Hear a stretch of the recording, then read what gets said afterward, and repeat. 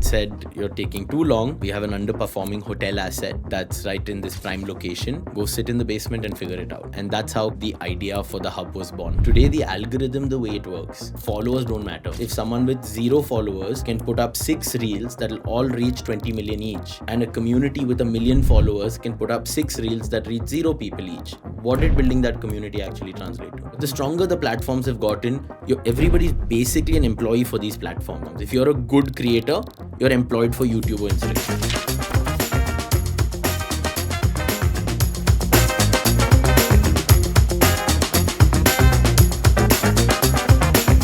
Welcome to Hustle for Fame, a podcast about creators and creator economy in India. If you're a creator or an agency owner or anybody in the marketing space, this podcast is right for you. We have Azaan from Hub with us. So Azaan, I'd like to start off with this question, right? Empty pockets, empty stomach teaches you the best lessons in life. In a similar way, your empty rooms in your co-living space force you to start Hub is what you've told. So can you elaborate a bit on that? Sure.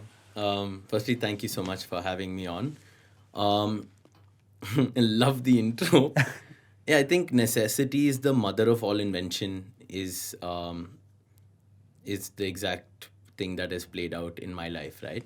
I graduated from the US. I came back to Bangalore at a time when our Prime Minister was pushing Startup India, Stand Up India. And a lot of craze was going on around the startup space. I went to Delhi for the event. Adam Newman had come down. I got to shake his hand. I was fully charged up as a young Indian, kind of coming back to my country to start my startup. Came back to Bangalore. Took me about 6 months to try and figure out what that startup is going to be. Up to the point at which my dad said, "You're taking too long. We have an underperforming hotel asset that's right in this prime location. Go sit in the basement and figure it out." And that's how kind of the idea for the hub was born. Sitting in a basement with a ping pong table, trying to figure out how do I create a vibe and fill up this physical space. Especially because I wanted to, because I needed it. Because I had just gone to LA, spent 4 years studying in a really well-designed environment, and I had benefited from it and come back. So I knew the value that a physical space with the right kind of curriculum, how it can really transform someone, because I'd just gone through that transformation myself. We started out by listing one room in a old school hotel on Airbnb. Back then we had a platform called Nestaway. Yeah. So we listed on these platforms. I tried to use whatever entrepreneurship marketing I had learned and had humble beginnings and started like that. And then slowly kind of it snowballed into a place over a year, 18 months, before which that hotel was then called The Hub, and we were fully only co-living. Lovely. So there's this quote that Mr. Beast sort of says, right? He says, when you start off as a creator, the initial journey is a bit lonely, and people, even your close friends and family think you're a loser until you make it big, right?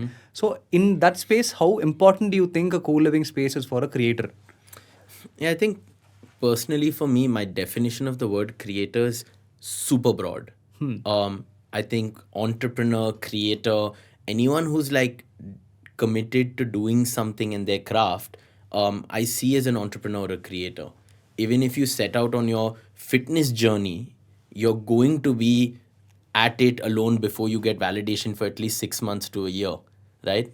So I see this as it's just a larger issue of people that are focused trying to do something. Initially, it is going to be lonely. And if you look at the hub, I've got to physically interact with over 1,000 people that have lived or worked there over the last 8 years now. And people assume that we have creators who live at the hub, but it's very diverse. It's just people. Some of them are creators, some of them are entrepreneurs, some of them are bakers, some of them are artists who are doing it only for the passion, not the money. But all of them are just trying to figure it out. And I think I see our role as a space is to create a safe space. Because as you get older, you're more and more kind of risk averse. Because what will people think? What if I fail? What will my family think? What will the people I live with? What do my friends think? So at least the way we've tried to encourage and foster entrepreneurship, creativity, or any of this stuff is we've just tried to be more humane and encourage each other to take risks, celebrate victories, be there when we don't make it, and just kind of create a safe environment to play. We just want to keep it light. We want to make it playful. Sure. So in this case, do you think is this also one of the reasons why creators want to turn entrepreneurs and entrepreneurs want to turn creators? I mean, ultimately, I see all of us as again just people trying to get something done in the world, right? An entrepreneur is someone who has solved half the problem, which is the business capital team building side, and now is looking for distribution to sell the product or service. A creator who's someone who solved another piece of the problem, he's solved distribution and storytelling, and now he's trying to solve the capital, team building, and product side. Ultimately, they both want to achieve something and make an impact, Sure, sure. right? So I just think that it's that simple. We are all people and we're all trying to build something. Someone's building one way, someone may be building in reverse. Yeah, yeah. But ultimately, we all have to kind of work together or figure out all these paths by ourselves to achieve the end goal. I think very aptly put here, right? So you mentioned about the physical space and how your experience in the US sort of transformed you in a way. Why do you think a physical space is necessary in that sense? And the follow up of that question is, what did COVID do to ensure that the need of the physical space was a necessity? I think a physical space is a necessity, but in today's world, it's more of a privilege. Because the assumption post COVID has been that you don't need an office, you don't need a physical space, it's not mandatory, you can cut costs, let that be the big cost cutter that goes, we can work remote. But I'm very bullish on IRL, in real life experiences, events, office spaces, living spaces, shared living spaces, bringing people together.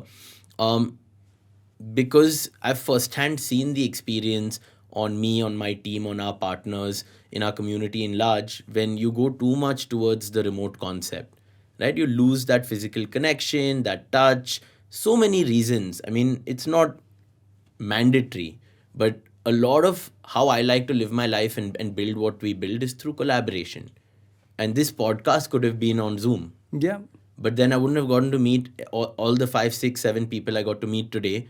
And maybe there's an opportunity for me to work with them or for them to interact with our ecosystem in some way, which just doesn't happen the same, right? If this was an online conversation.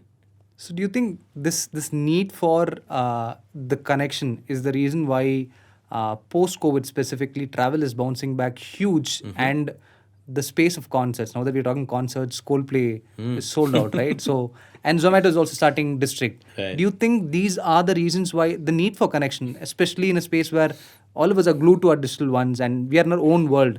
Though I might be looking at something, my friend might be looking at something, we need that connection, right? Do you think that could be one possible reason? Yeah, I just think that we run an agency and we work with brands all the time. I think the way brands approach it is more trying to exploit the insight that there's a need for connection to do an ROI positive marketing activation. But I'm more fascinated by the longer term solution to the disconnection that's happening right now. There's something we're building that's actually bringing people together in real life, an app that allows people to connect and meet offline. Okay. We do a lot of events and experiences, a lot of unscalable things that typically, you would be advised not to do. kind of try and build out. But again, that part of what we're building, I'm not trying to look at it as an entrepreneur. I'm trying to look at it more as that's something that I think is good for me, my team, my community, my friends. And I hope that the entrepreneur part of my brain can find a way to sustain that. So why do you think it is necessary for this side of yours, right? That says, you know what, I need connection. I'll figure out the monetization bit of it later. Right. Why do you think that takes precedence than the entrepreneur side of yours? Again, for me, I come from privilege. I get to choose. I mean, for another person in this situation, maybe they may have to be more data driven and focused on cash flow. But I feel like for me, based on where I come from and what I'm doing, if I have the ability to do it and think a little bit more long term and I don't, then I just feel like I'm not content with that. A very abstract question here, right? So we say human connection and vibe and all of this. What essentially is human connection? Like if you can break it down, dumb it down to the least element. Right. So my mom lives in, I don't know what it is for other people. I'm just going to tell Sure. you my truth, right? My mom lives in Bombay. I felt like I was getting disconnected from her because I was so engrossed in work. So I flew down there and I brought her down here for a month. And I told her I want her to be with me day and night. And she's our new CMO at the Hub. And she's just working with me, solving things with me in the team, just kind of making everybody happy. Last night she was in the office with me till 11 p.m. So for me, connection is spending time at scale, just spending time, quality time, looking into each other's eyes, doing things together, eating food together. It's very simple. This stuff for me is like very fundamentally simple. I feel this happen with my friends. I feel this happen with my family. The last few years, I've just gone all in into building. So now I'm like trying to take a little bit of I don't, this word balance doesn't apply to me because I feel like to entrepreneurs, to creators, they all struggle with it. Yeah. I just try to counterbalance. So if I've gone hardcore into building, when I realize that I'm not connected to my family, I'll just go hardcore into connecting with my family. That's just how I navigate it. Okay. So, see, what I really find interesting about what you're building, right? Almost every app or every business that's building wants to center around your dopamine hits. Right. I think you're someone who's trying to center around the oxytocin part of the folks around, right? Yeah, but the challenge in centering around oxytocin is you need the dopamine hit to catch people's attention and to tell them that, hey, oxytocin is what you really need. Yeah, basically your first 3-second hook in a reel. Right. Yeah. So that's where our tactics of creating viral good content, reaching 200-300 million people, but then actually trying to bring even 3,000 people offline, being like, you know what, this is special, experience it. So it's very interesting you talk about this, right? If it's, let's say, an app, a random app that's available in Play Store, I place an ad on Meta or Google, wherever it is. People click on this, they come, experience, they leave. Whereas for an experience like yours, how do you ensure the funnel is built right? And especially a content funnel, right? You've done 250 plus lives on Insta, if I'm not wrong. Yeah, that was back in COVID. I Yeah. stopped making content now for the most part. But I think what we're really trying to do, at least in our ecosystem, is we have 3 segments. We have our hospitality arm, where we have multiple offerings for people to connect IRL. We have co-living spaces, we have co-working, we have event spaces, and we have our studios business, right? So anybody who wants to physically interact, whether it's for an hour or 5 years, which is our longest co-living member, from an hour to 5 years, you can coexist in our community in real life, right? And that's our hospitality side. Then we have our media distribution side, which we kind of built out with me doing a lot of lives, and then our brilliant team doing great content, where we reach about across all our assets about 250-300 million people annually through just content. That's our distribution. That's how we kind of bring attention to us and our partners and our clients. And then finally, we have our creative agency. That's where we get to play with some of the most creative minds in the country and abroad, like Mehdi and Trifid, and work on interesting challenges that brands are facing to kind of help them build this entire holistic online, offline, phygital community around their brand or their cause. Lovely. So you mentioned about working with brands from India and abroad, right? What do you think are the fundamental differences of working with a brand in India and brands abroad? I mean, I think it just depends on a lot of the experiences I've had working with brands in India and abroad has been pretty consistent because the problems we're solving for them is pretty much the same stuff. You would assume that brands abroad may have a more longer term horizon or they may be slightly more poised, but I really feel like Indian brands and Indian entrepreneurs are at par in terms of their ability to think long term, to invest in community, because they truly understand the size of the Indian market. I think I have a phenomenal experience working with all our partners, and I don't see it a difference in terms of maybe India versus foreign, rather with sectors within the kind of clientele that we work with. So the other thing that I found interesting about what you were doing is when a creator is starting out a business, they basically build out a community, Right. then build out a product. Right. In your case, you had a product, Right. a hotel which was not actually a hot cake, You wanted to build something around this, then this happened, right? So this is a route which not many people take, and even if they take, they're not successful at it. So let's say if somebody had to take this route, I have a product, I'm going to build a community around it and still make it successful. What would be a blueprint for that? We've made so many playbooks over 8 years. Build the product, build the community, build the community, build the product. I used to sell build the community, build the product, because with our media side, that's what we're ending up doing. I never thought about it the way you said, which is actually we did start as a product with then the community. But I honestly believe right now, none of that shit matters. It's all ancient. You can put it in a library. Today, the algorithm, the way it works, is followers don't matter. So, by definition, community's moat is gone down. Right? If someone with 0 followers can put up 6 reels that'll all reach 20 million each, and a community with 1 million followers can put up 6 reels that reach 0 people each, what did building that community actually translate to? The barrier to entry as a community, as a moat, is actually just evaporated. So I feel like there's a new playbook that's being created. And I'm excited to learn and be part of that new playbook. The only rules of that game that I am very confident on is you perform every day, you deliver value every day, you will reach people every day, you can sell to them every day. It doesn't matter as much what you did in the past. Fair. So going back to your example of community, right? Again, you have a community of 1 million, but you don't reach anybody.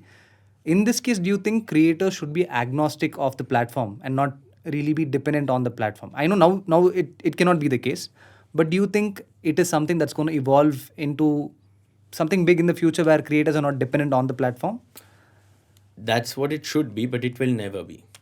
And why do you say so?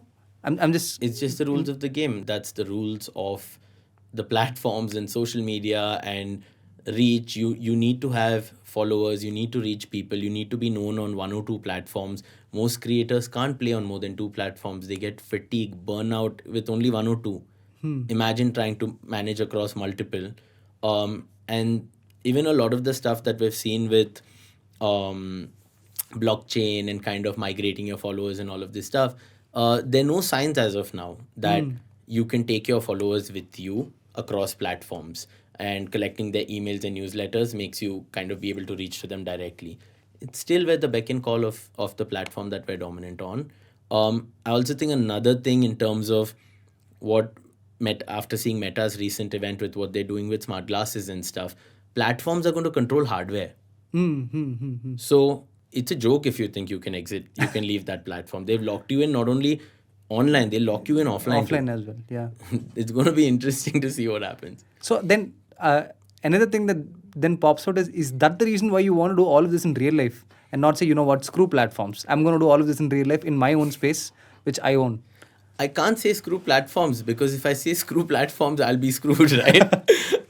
What I can say is all the stress and anxiety that these platforms cause the people that we hold dear and work with, we can counterbalance those negative effects by creating a space for them to come and kind of talk about it. It's almost like a therapeutic environment where we can't change the platform, but let us work together to kind of solve each other's pain points, share our learnings, help us win together, maybe even just let it out of your system, right?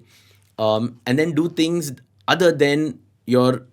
Essentially, I feel like everyone became a creator or an entrepreneur to avoid the 9 to 5. But the stronger the platforms have gotten, everybody's basically an employee for these platforms. If you're a good creator, you're employed for YouTube or Instagram.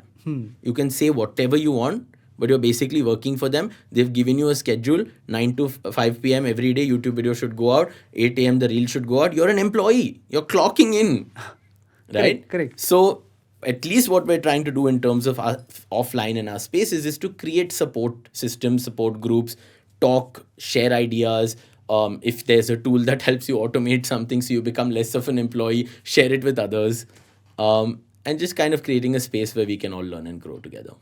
So in the same thing, you mentioned you have a resident who's with you for 5 years.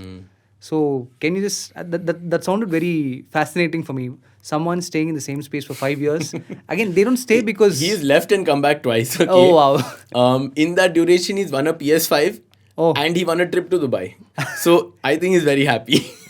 His name is Gautam. okay. And so Gautam is a creator, or Gautam is not a creator. huh? I don't know exactly what he did before in terms of a career, but over the last few years, he's become a pretty good calisthenics trainer. Okay. Right? So now he teaches, he's learned it, he became really ripped and fit, and now he teaches others the benefits of calisthenics, which is, I don't know all these things, but something to do with using your body to become Yeah. fit. Um, and then yeah, he started teaching classes at the Hub. He started making, slowly as he started doing all of that and interacting with the other creators in our team there, they told him make content of this. So he started making content of his kind of transformation and his fitness and all of that. And through that, he got connected. He pitched for Mehdi. He got to go to Dubai. We shot an ad to launch his kind of calisthenics training business. And he's on that journey right now. So basically, you're increasing the odds of anybody's success in the creative side. Is that the way I can? Yeah, I feel like we are not. I feel like by bringing everybody together, everybody plays a role in increasing each other's odds of kind of succeeding. Maybe all we do is we increase that luck factor because we pull everybody in together. There's a higher chance of connection. That's kind of I see about which at which we can stop taking credit. I think that's very humble of you to say that. So the other part, right, is that you mentioned when you wanted to start building a community, build that connection, you would have, you would say, okay, you know what, one, two, three are the things that are going to happen. But I'm sure there are things that have happened beyond whatever you've planned for. And what were some of those things that you really felt, oh, you know what, I'm actually happy that we've built this, apart from the ones that you foresaw, obviously. Yeah, I think I personally take a lot of pride in giving obscene amounts of creative control to the people that are part of our team, which is both a great and a potentially not so great thing, right? So if you see in terms of physical, there's only so much a team can or a human mind can adapt a space, Yeah. right? You can say, okay, this room is also a studio, it's also a meeting room, it's also two, three more things. But when it comes to digital, it's been very interesting for me to see the way our team has kind of created contained chaos. As an agency that's only about 3-4 years old, we have done everything because our team wanted to. We've done everything from personal branding, PR, influencer marketing, social media, bulk content, vernacular content, events, online events, live events. So we've done a little bit of a lot of things. And right now, at least what we're trying to do is we're trying to create focus. Let's be the best at these two things, branding and content. And then if there's anything on the periphery, let's partner. But I think that's what has surprised me is that our community and our team just try to solve all, because in digital you actually can. Yeah. Or at least there's an illusion that, yeah, we can do that. So that's been really interesting to me to see is how our community and our team have tried to kind of diversify our digital offering in a very, very comprehensive way. So the equivalent of what I see T Hub stands for is more like a startup accelerator program, right? So where you put people of multiple domains, multiple companies, multiple experiences together, and you say, you know what, now I'll probably support you and nourish you whenever things are needed. And so, do you think taking stakes or having stakes with the ones that are in T Hub, not necessarily creators, but the ones that really want to grow with T Hub, is a future that you're looking at? Right. So yeah, I don't like to label it, but that some of our biggest successes come through that model, right? Oh, I still lovely. don't want to say that we're an incubator or we take stakes or we give money, but some of our biggest success has come there. I met my co-founder Rohit, through which we're building Barely Opinionated, through a program that we piloted called Entrepreneur in Residence. And today, in just about 2 years, BO has gone from an Instagram page to a new age media company. Um, and of course, it's been a very humbling and interesting journey. But just the way our entire ecosystem kind of can come together. Rohit actually moved into the hub. He was living there. Our design team branded BO. Our content team accelerated the kind of growth of BO. So our space is a kind of ecosystem, a playground if you're a creator, entrepreneur, or a creative professional who wants to kind of come in and get deployed and meet people. it's just that. But I just feel like I'm hesitant to label it as an incubator or one of these words, because it's happened super organic, and I just never want that to change. Fair, fair.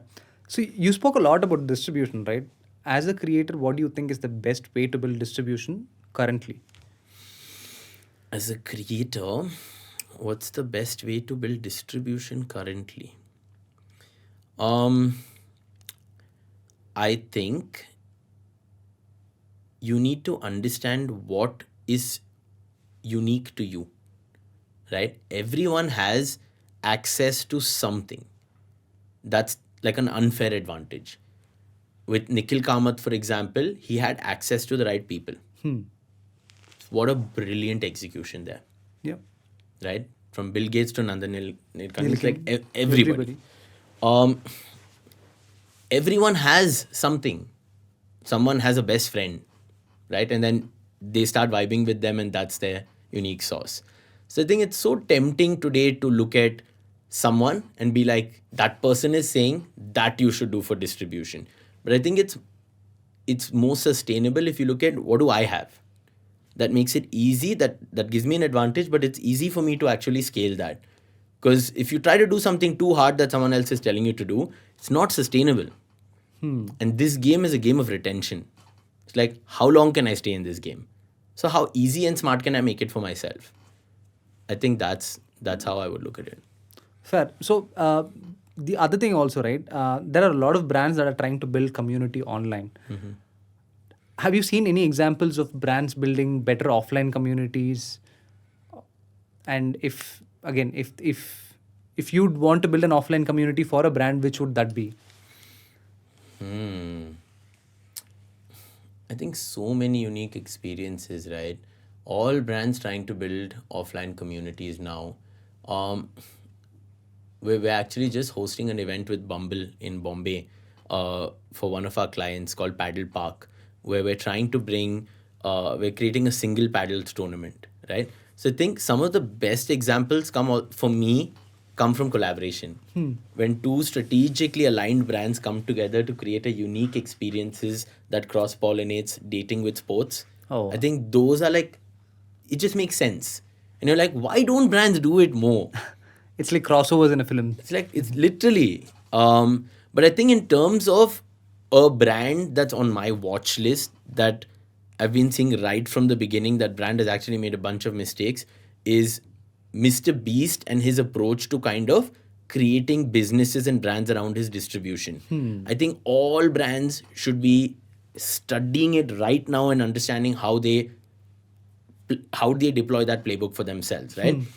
The burger brand did not work out very well for him, but Feastables, right? The way he just launched it in Germany, and he launched it in Germany by booking a theme park and saying that if you buy this candy bar and you get a ticket, you guys get to come into the theme park and ride with me all day. Now, that is super, so it's a fundamental shift in the way you market, in the way you create an offline experience. And I think that is something that brands are going to go into in a big way, but they're looking for a catalyst. They're looking for people who can help them do that, whether it's internal kind of creative people or whether it's agencies or partners. But I think once that starts happening, it's going to be a very fun way where brands can start helping bringing people together. Lovely, right? So then, if so, the way in which I see Mr. Beast also is he's always ahead of the curve in multiple senses. What do you think is currently stopping brands from doing this? You think they play by the old playbooks, or what is it? No, I don't think they're. I have a lot of respect for brands and brand managers, and they know what they're doing. I think just because they're larger, there's a lag. I actually wonder why startup brands and D2C brands and some of the younger founder led brands, why they aren't doing it faster. Because I think, from my perspective, they don't have an excuse. But I think also India is a unique market. When you bring people together, there is a safety element. There's a bunch of stuff, right, which people sometimes just don't want to take the risk or the headache. But I feel like based on how everything is kind of panning out right now and the problem brands are facing with high CAC, community and taking these risks are now ROI positive. So I think you'll see very rapidly a lot of stuff happening in this space. talking about offline communities again, which Indian creators do you think are leveraging this offline community part very, very good? Offline communities being leveraged by Indian creators. I don't know of any Indian creator that's actually dedicatedly leveraging their offline community by bringing them together. Um, there are some examples I have where creators are playing offline games, right? Like there is this one, there are these two guys, they run a channel called Hub Bangalore. Have you come across their page? No. So I like what they're trying to do, where they hide money behind a sticker in a reel in different parts of the city. And then they tell their community that you go and if you go to outside Christ College on this pole, you can get the money. Okay. Right. So, but I think that's not bringing people together and leveraging offline. It's a really smart way of sending a bunch of people to a location. So it's a very monetizable actually activity. But in terms of like bringing people together offline, the person that I learn from the most is Nusair. Right. So what Nas Daily is doing, how they've committed to doing an event. Their last event was in Bangalore. The next event is in Bombay. Yeah. It's in next month, I think. Yeah. I had the opportunity to go to Dubai and stay at Nas house, which is their co-living space that just started. That is taking risk. That is investing in an offline community experience. It's scary and risky for him to do that because this is not as ROI positive as some of the other opportunities you have as a creator. Correct. But I haven't come across an example of Indian creators taking risk at that level yet. I think it's coming. I think a lot of them are going to do it. And I'm very excited to see and work with them. But I there's nothing that comes to my mind. Is there anything that you've noticed? So I'm talking from a Tamil point of view. In Tamil, there are a couple of YouTubers who've done this. So there's this guy called Vijay Sidhu in Tamil Nadu. So he organizes multiple such meetups. I mean, he recently traveled to Sri Lanka, again somewhere to Tamil Nadu in Madurai. So these places, he has, I think, close to 4 million subscribers, right? If I'm not wrong. I mean, I could be wrong there, but more than 1 million. So how does he bring his community together? So they have events through which they reach out to the community. They send out invites saying that, hey, you know what, I'm coming to your place. I'm coming to your place. They do a day-long event where they interact with them, food, snacks, talk to them, entertain them. So they're more of an entertainment channel. They do that. And the other person that I see also doing is this person called RJ Balaji. He also runs this podcast in Spotify. He's also a very famous personality in Tamil Nadu. He's also run this offline events. In fact, a couple of his offline events, they organized for, I think, 200, 300 members to turn out. And apparently there were 10,000 members that came in. So it was overshot. But see, that's that distinction, right? An artist doing a concert is not bringing their community together in a value add way. It's still one to many. Okay. What I'm talking about, why I like what Nusair does, or even what Nikhil just did in Bombay, which I had the incredible opportunity to go and be a part of. He called 100 people that are like going to be change makers in media and entrepreneurship into one room and did an open offline podcast that's probably never going to go out. Okay. And then allowed these 100 people to talk to each other. Okay. Right? So when you allow people to connect with each other, or you help them connect with each other, that's when I feel like there's some value add as a creator where you've connected people. A fan meetup or a monetized event, that's a monetization strategy. Okay. Or a kind of it's like I'm taking. Okay. I think the real long-term opportunities when creators start giving back. So apart from Nas, do you think anyone else is doing this in a better way? I think Yes Theory also does it. I think a lot of American creators are beginning to do it. I'll give you an example of another group that's notorious, Nelk. Okay. Right, in the US, they're a party kind of channel. Okay. They host parties and stuff. Okay. They bring a bunch of young people together. There are some creators in the dating realm that do essentially think like Seema Auntie offline group pods, right? But we're laughing at it, but I respect that. Okay. Because that has an outcome of value. You're trying to get a bunch of people dating and married. You're giving. Hmm. So I think when someone is able to give and change something offline, that is super, super valuable. Sure. So this whole idea of giving, right? Where does it come from? Like from I'm not talking about a sense of where T Hub and all.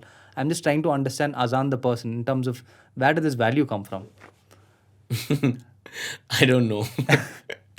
um, we we have a non-profit that had started in high school that's now kind of part of the Hub universe. It's called the Giving Collab. Okay. Um, and I would highly encourage anybody who kind of wants to see the opportunity of how to take uh, kind of a old school concept around charity CSR or kind of giving back and add all the elements as a media agency, as a creator, as understanding distribution, how you can fuse it into something that's a social cause. I'm very excited about the work our team is doing there, where we essentially, for example, we have a challenge. It's called Creators for a Cause, where we give creators $5,000 and tell them go and just make a bunch of kids happy, document it, put it up as a reel, and nominate the next creator who will take that challenge. Right? So we've literally created a chain reaction, gamified influencer marketing campaign around a social cause. I just think it's fun, right? If you can do it, why not? And if you understand how distribution and marketing works, and you don't use that to help society, but you just donate, then you're not donating your most valuable asset, which is your time and your knowledge. So if you can combine that and if you can create these kind of interesting campaigns that leverage everything we know, to me it's just exciting. It's a way to matter, to make an impact, to get our entire team to feel good about doing something good. With creators, right? So as you mentioned, if somebody is doing this alone, they go through a lot of stress. You mentioned if they're going to manage 2 or 3 platforms, they just go, it gets onto their head, right? So how important do you think is a team for a creator? Again, folks in T Hub Bangalore, they have a community that they can rely upon. But otherwise, let's say somebody is based out of Indore or somebody is based out of Gorakhpur. So, and they are a reasonably big creator. How do you think they could handle the pressures that are out there? I think the biggest blessing we have today is that we have choice. You can choose. Everything comes with a cost, right? You can be a one-man $1 million company. There is a blue book playbook for it. You can go follow it, build it. If that's what makes you happy, you should probably do that. If it makes, I'm more like I want to build a team. I want to work with people, and I need that energy around me. If that makes me happy, and I try to do that playbook, I'm going to be unhappy, even though I have money in the bank. It's a very, I think, entrepreneurship, being a creator, these are journeys, and it's very personal. What path will give you the most happiness? You can choose. You can have a team of AI bots, you can have a team of human beings, you can have a combination, you can work alone, saying that I want to do less work, but I want to have time, work life balance. It just depends. You choose how you do this. I think a very philosophical way to put it, right? So it's a personal choice to say that whatever Yeah. works well for you. But whatever you do, you choose. And then don't whine about it later because you're choosing. And if you don't like it, change it. Nice. So I think we've sort of come to the final segment of our podcast. What is the future for T Hub Bangalore? What is the future for the Hub Bangalore? I'm trying to figure out the present at the moment. So, I think for the last 8 years, we have kind of kept everything super clean. At least in the last few years, we've said we have our hospitality, we have our media, we have our agency, we have different kind of teams that are working on all of this stuff. For me, I don't know about the future, but in the next 2 years, before we complete like a decade as an organization, I really want to see what happens if we start to connect everything together now. Because we are not the largest co-living player or the largest co-working player or the largest agency or the largest media company by any means. But the most special thing we could be is just connect everything and be that one ecosystem. Because I don't know anybody else that is doing all of these things under one umbrella. And I think if we can do it right, we have the most opportunity to serve value to the people within our ecosystem.